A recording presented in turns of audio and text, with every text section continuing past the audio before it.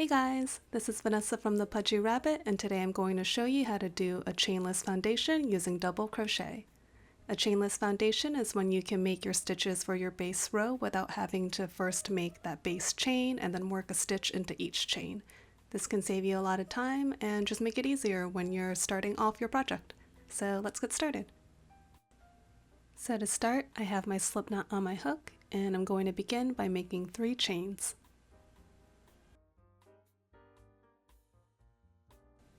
So here are my 3 chains. Now I'm going to yarn over and then insert my hook into that first chain that we made. Yarn over and pull through to bring up a loop. Now I have 3 loops on my hook. I'm going to yarn over and make a chain, so I'm just going to pull through just that first loop. Now I have 3 loops left. I'm going to yarn over and then pull through just the next 2 loops. Have 2 loops left. Yarn over and then pull through those last 2 loops. And there's my first double crochet. Now to make our second stitch, I'm going to turn my work to the side and locate that first chain, and it's this V shape that you see. So I'm going to yarn over and then insert my hook into that V.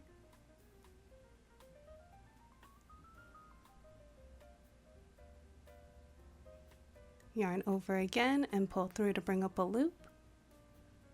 Have 3 loops on my hook. I'm going to make another chain, so I'm going to yarn over and pull through just that first loop. I have 3 loops left. Yarn over and pull through the next 2 loops. I have 2 loops left. Yarn over and pull through those last 2 loops. And there's my second double crochet. Now for my third double crochet, I'm going to yarn over and turn my work to the side, locate that chain, which is this V right here, insert my hook into that V.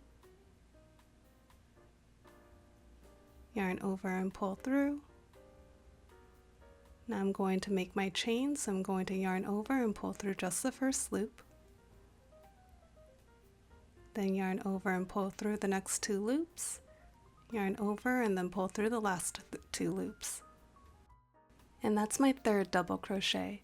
I'll just repeat these steps again for as many stitches as I need for my base row.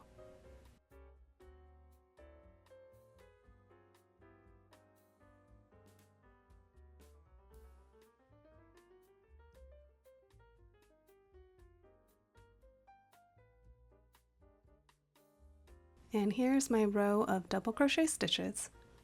I hope you guys found this helpful, and don't forget to like and subscribe and let me know what other crochet tutorials you'd like to see. Thanks for watching, and I'll see you guys next time.